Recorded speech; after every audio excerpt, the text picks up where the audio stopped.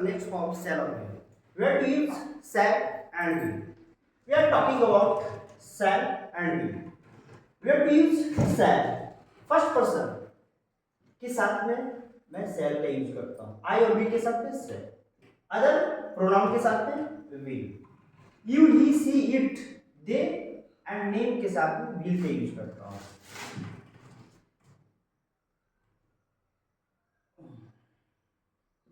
He, I shall sing. मैं गाऊंगा.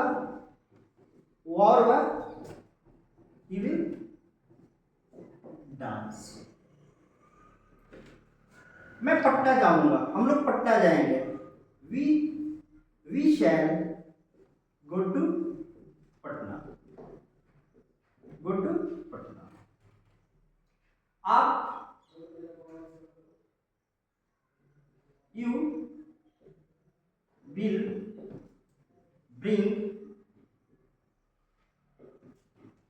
some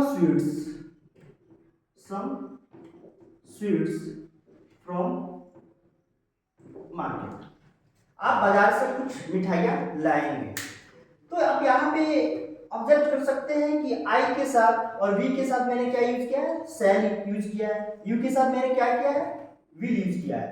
देखिए कुछ जब मैं किसी भी सेंटेंस को एम्फैटिक बनाता हूँ, जोरदार बनाता हूँ, यानी कि हिंदी वाक्य में जब मैं अवश्य या जरूरी कहता हूँ, तो उस सेंस में आपका क्या होता है, क्रॉस मल्टीप्लिकेशन जैसा फॉर्म को अप्लाई करता है. तो आई और वी के साथ में विल यूज होता है और अदर सब्जेक्ट के साथ में शैल यूज होता है.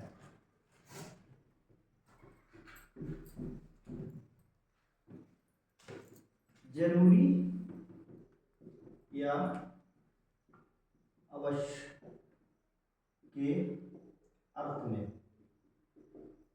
में विल एंड शैल. एग्जाम्पल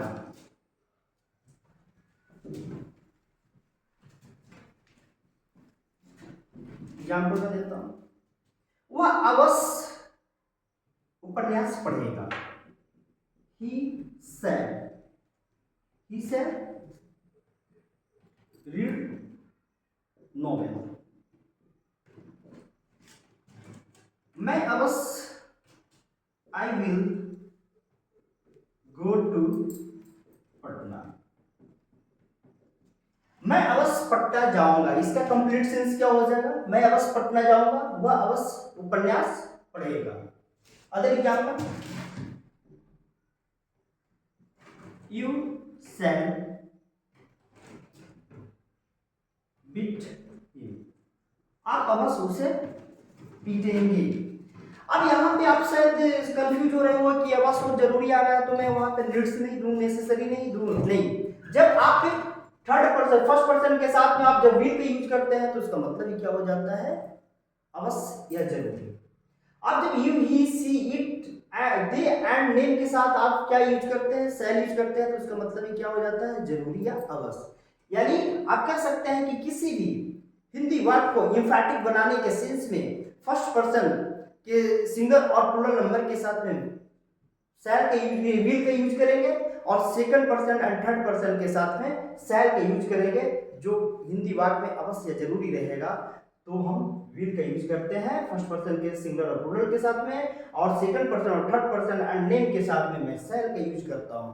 मैं उम्मीद करता हूं कि आप समझ गए होंगे, आपको कोई कंफ्यूजन नहीं हो.